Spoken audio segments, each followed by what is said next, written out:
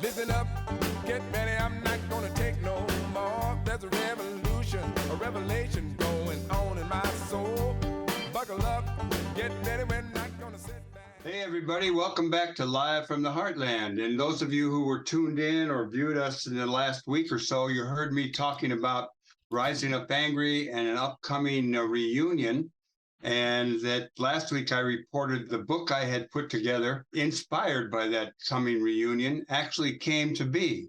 And on Friday, I got 5 boxes of printed books, and I was so excited. I went to read one of them, and they were all bound backward. So the printing company, a union printer, came through and brought me some of these for our reunion. And you can see the Rising Up Angry book. It says, Rising Up Angry, Our Fight for a Better World. And my next 2 guests are some of my oldest friends and most trusted friends in the world. We are what we would call old-time comrades. We met back in the Rising Up Angry days. We had our anniversary reunion gathering. It was really wonderful. It was good to see a number of people. And I thought that today would be a good day to talk to both Steve Tappis and Mary Driscoll, because we have to record early this week. Our engineer is involved in a film shoot, and so here we are. We didn't get a lot of rest since our party yesterday, but we're ready to go. How are you two today? Okay, pretty good. A little tired. Yeah, well, I was tired. I'm still tired. Okay, I'm going to ask you both. Why don't we start with Steve Tappis? Why don't you share a little bit, Steve, about what Rising Up Angry was? Gives people a little clip view of the organization. well, it was, first of all, I think it's more important to what was going on in the world then. It was we started talking about it and thinking about it right after the Democratic Convention demonstrations, and those were about the war in Vietnam. And we wanted to reach out to a more working class kind of, thinking of it more culturally rather than like where they worked and so forth, but rather we were looking for the greaser types rather than the hippie types. And especially with the Democratic Convention was overwhelmed with hippie types. So that's where we were looking to go more on the west side of Chicago than the Lincoln Park side. And that's what we did. And it was actually Michael's pressure he was determined to have a newspaper, and that we needed a newspaper to organize. And I kind of shrugged, but he turned out to be right, that it gave you something. If there are kids standing on a corner, you can get out of the car and say, "Hey, have you ever seen this?" And we could hand them the paper, and then we could take their pictures and come back and show them their pictures were in the paper, and things like that. So that's a bit of how what we thought about in the very earliest days. Yeah, the way I remember it a little bit, and I will share, is that I had read very little Lenin, but we were all reading kind of Marxist-Leninist literature in those days. And I remember a passage that talked about the role of a newspaper in a pre-party situation or a pre-party organization. And we had been working in Uptown, organizing mostly among Southern whites.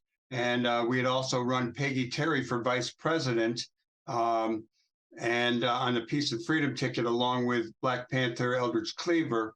And we wanted to get more white people involved. And so the idea of the newspaper and the Stone Grease Grapevine was a way that we could move around and talk to people. We chose the name from the tune in the movie Wild in the Streets called Rising Up. I think it's Max Frost and the Troopers. There's a new sun rising up angry in the sky.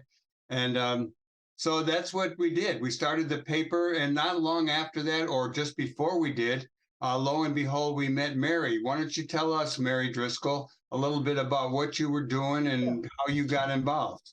Sure. I met Michael when I was in college, and I was in the anti-war movement. But I just want to go back to a little bit about, when we started Rising Up Angry. And I think that one of the things that was real important is a lot of us got radicalized in college through the war or through the civil rights movement. And it was at a time when a lot of the Black people in the civil rights movement were saying that white people should go and organize white people. And Michael and some others had that in their heads because they were already organizing white working class people in join. And it was just a little bit of a leap to go from there to leave just uptown and talk about organizing white working class people across the city. I myself grew up in a working class household and went to Catholic schools in Chicago, in a semi-immigrant family, and I became, I think, radicalized in high school actually, because the high school I went to, uh, we had some lay, what they called lay teachers. We had nuns, but we also had some lay teachers, and a couple of those lay teachers were Catholic workers. So they were, already progressive and already pretty radicalized themselves, and they really opened the world for a lot of us in their classes. They started an interracial club in high school, and because we had some African American girls in our high school. And so it turned out the interracial club was the Greaser girls, which I was one, and the African American girls. So I think that that started me out on a radical path, and then going to college and the war, and then meeting Michael James in college because he came down to speak at one of our rallies, and he told me about this organization that he had in his head then that he wanted to start to organize working class people. And I said, okay, count me in. That's what I want to do. That's who I am. I want to go back to Chicago and organize there. So long story short, we met up back in Chicago, and I became part of the creation of Rising Up Angry. Let me ask either of you, what was your some of your best memories? Like Steve, let me ask you first, because you were around early, but not as long as Mary. What are some of the experiences that you remember that you think are important to share with younger people who might be listening, who are out trying to change the world today? Well, well, I'm not sure. I mean, if you're talking about events, we did some major events, and my chronology, I don't want, I'm not prepared to start from the beginning and then go straight through. But things. There was everything from this is much later, a year or two later, that we had a Armed Forces Day rally up at Great Lakes Naval Station, Foss Park in North Chicago. North Chicago, and there's a coffee house, that an anti-war coffee house that was there, and so it was kind of there weren't. I don't. There were several. There were quite a few, I think, GIs who were around. Showed up, but it was mostly people from Chicago or from the area up there. But it was there was a movement of anti-war GIs, and that's what we were trying to do, was to show that being anti-war was not anti-soldier, and so that was the purpose of that demonstration. Was that the demonstration we called SOS, Stop Our Ships, Save Our Sailors? Yeah, I mean, that was actually, I think that was a slogan of the GI anti-war group. Yeah, no, that was in Foss Park, right next to the Great Lakes Naval Training Center. And I remember we had a lot of people. There are photographs actually in the new book, Rising Up Angry. There are photographs of that march. And Mary, why don't you share some of the things that you think the organization did that were really crucial? I think many of the things the organization did that were crucial. I mean, I agree with what you all said about the newspaper. That was absolutely crucial right from the beginning because we could show people that we had an identity, who we were, that we were a real thing. And I think, it was a time when the movement was really growing in every way. It was growing. The Black Panther Party was out there starting to organize in the African American communities across the country. And I think that we were influenced a lot by the Black Panther Party, which as we should be, because they were doing a lot of great things. And they were militant, but they also came to, I think, a point in their organizing where they realized that you can't just organize people into being militants and talking about revolution in an abstract way. So they started what they called Serve the People programs. And I think a lot of other organizations like ours, the Young Lords Party, Rising Up Angry, we started Serve the People programs as well. And those programs broadened our organization from just, going around and talking to young people to actually talking to all people, of all poor people and working class people.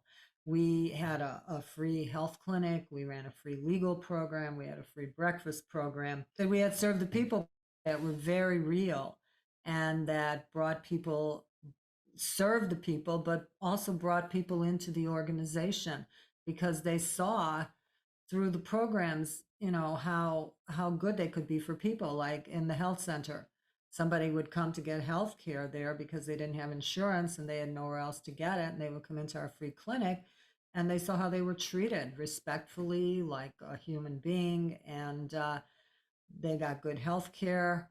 And then a lot of people would think, gee, I really like this. Is there a place for me in this? Can I help? And so we not only served the people, but we brought people into the larger organization um, through those programs. Yeah, one of the things people who are observers of Rising Up Angry noticed that in the early days, after the beginning, we ended up putting a rifle in the fist on the cover, we were following the militancy of the Panthers, although our life circumstances were certainly not the same as a lot of people in African American communities. But the Panthers, when they moved to serve the people, we moved to serve the people. The gun came off the cover. Right. And, you mentioned, Steve mentioned the GI program, and we worked not only with soldiers coming back, we met in the neighborhoods, but with people who were incarcerated at the Glenview Naval Air Station, some Marines, Fritz and Al, and some others.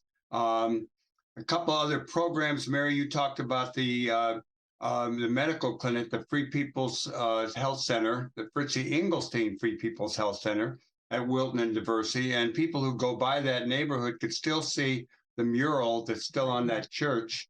Couple of interesting things we did. Remember when we had maybe 1 million dogs and cats in the backyard of the office because there was some doctor or somebody who was a veterinarian and wanted to get involved? So we gave free rabies shots to. That was so popular. I mean, people just loved that. That was really, and people really needed it. They loved it and they needed it because you love your pets, and a lot of people didn't just have the money to get the dogs inoculated for rabies and distemper and all the other shots that dogs and cats need. So that was really great. If I can add on that dog and cat thing, I give my advice to anybody listening is it's a good thing to do, and it was great. It was successful. But I would suggest you don't have dogs and cats. You can have dogs one day and cats, and it'll go much better. Probably true, although I don't remember us having a real problem. Well, Mary, you were very much involved actually with the director of the health clinic.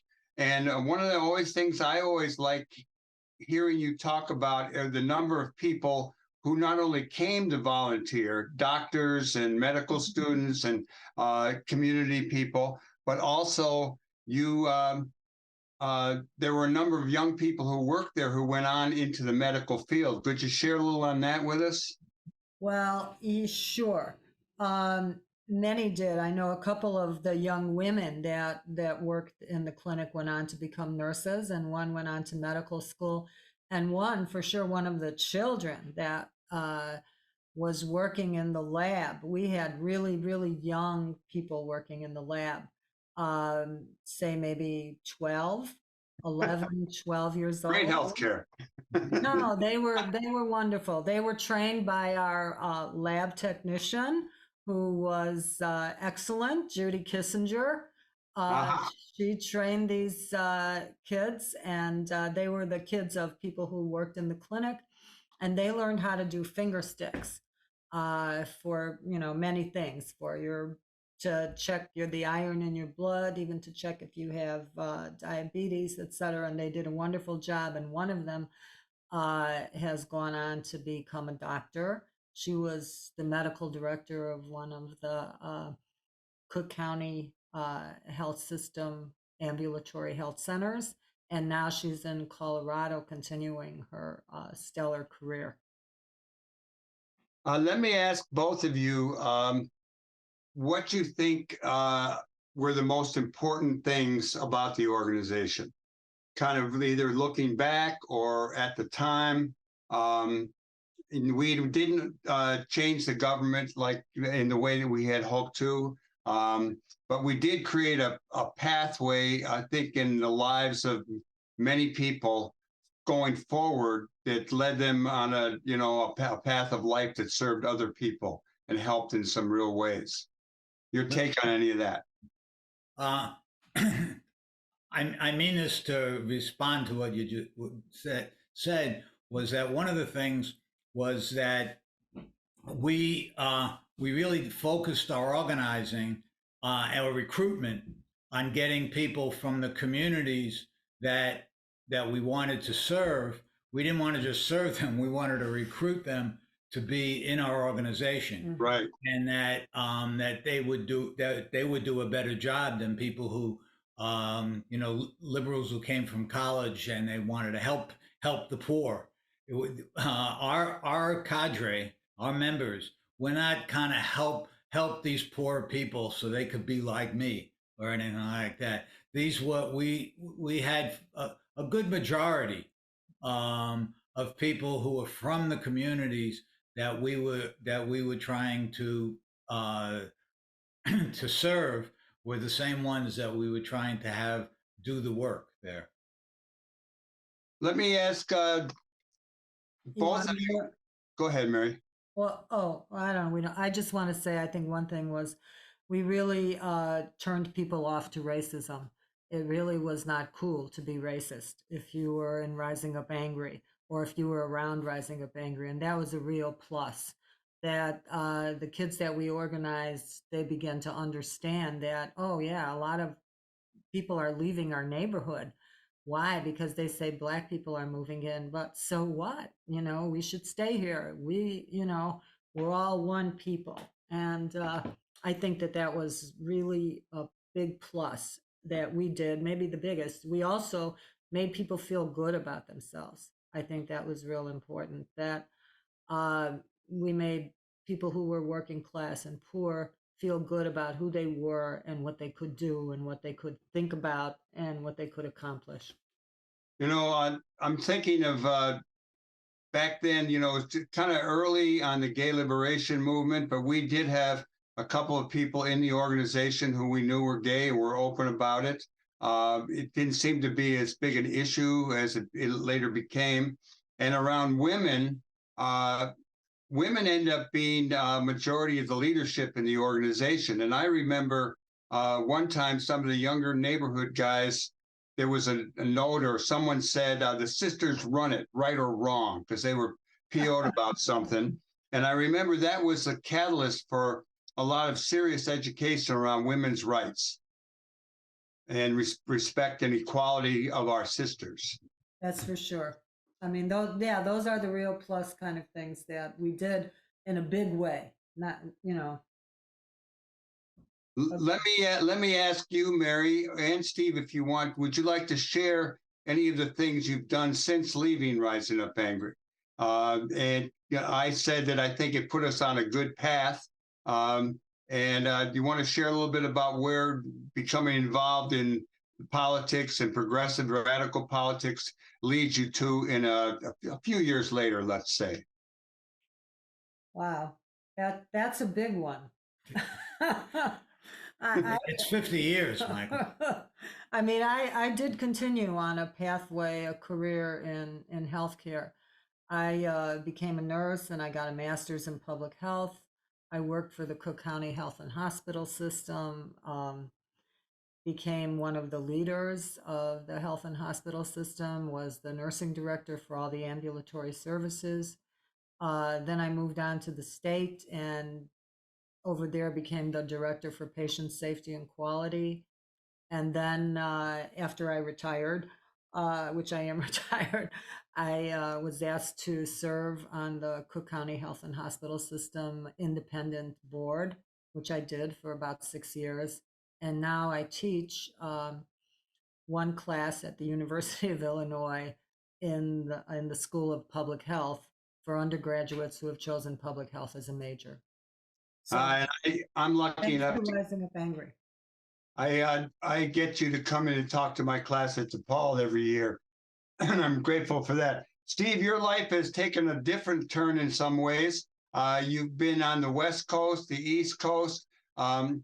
You know, I'm not sure what you've done all along the way, but you've always been very supportive of your significant other, who is one very political woman. And so I don't know if that calls you a political house husband or what, but how about you? What's the question? Was that the question?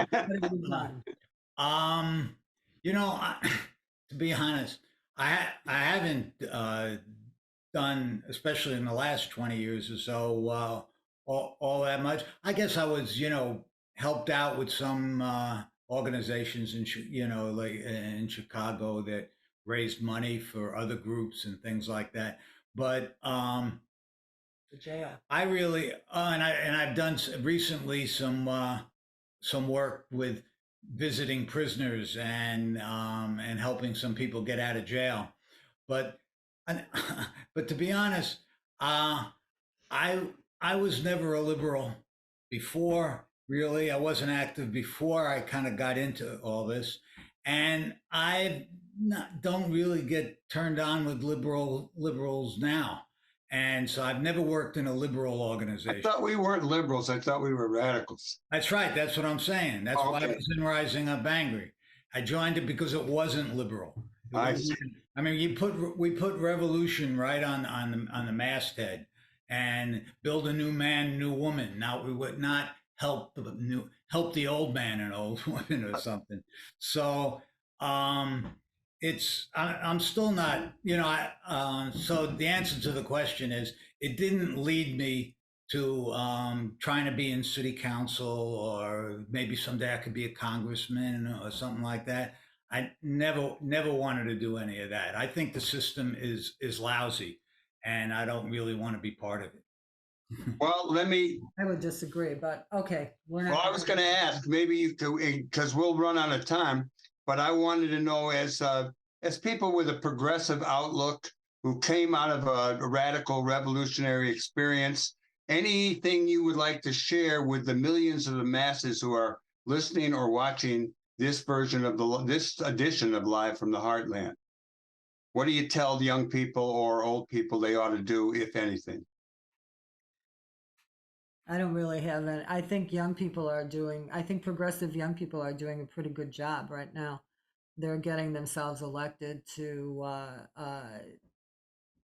becoming elected officials, getting themselves elected to positions, to really understanding power and how they need to do that right now to get some power and to advance, progressive causes. So I actually think they're doing a pretty good job. Good to hear. And Tappis, you got any view on what's going on now? You live in a state which has a Democratic governor who kept getting vetoed, overridden by the Anyhow, North Carolina, anything going on you want to talk about on that? Well, I'm not involved involved in like Democratic politics in North Carolina. I voted, and I voted for Democrats. I mean, what's the choice? But overall, I mean, I still think about the issues. I mean, I do things that are anti-racist. Things that are supporting feminism and so forth, and peace and anti-war. I've been anti-war for every war we've had. But and then if there was an I'll march in a march, and but and you just do the best you can. I just think I'd rather organize a peace march than get somebody elected to help his career. In maybe someday he'll be a congressman. Okay, well, we're about running out of time. Any final comments from either of you? No, the book is good, Michael. We like the book. I think that's a final comment. It's The book really is nice. good. We And could say a lot more about Angry, and maybe in the future we will, but this is really, really a good start. well, that's good. And the book is Rising Up Angry, Our Fight for a Better World. And you can contact me if you want more information. One thing I would like to share, even though this is Loyola's radio station as our home base, we also have ties to DePaul. And DePaul now has, in addition to the Young Lords archives, they have a number of Rising Up Angry archival material, and it's growing. That was one of the good things that came out of our gathering this weekend, was that people will dig deep into their stashes of saved memorabilia and bring it forth, and we will give it to DePaul. I want to thank you both for coming on. I get to see you both rarely together. Mary, you and I helped to plan this event, and we will be meeting and subbing up some of the experiences. Steve, you're going back to the mountains over there, and where you can walk in the woods and look out for the bears. And I love you both, and I'm really appreciative that you are still my comrades as we become the geriatric set of revolutionaries.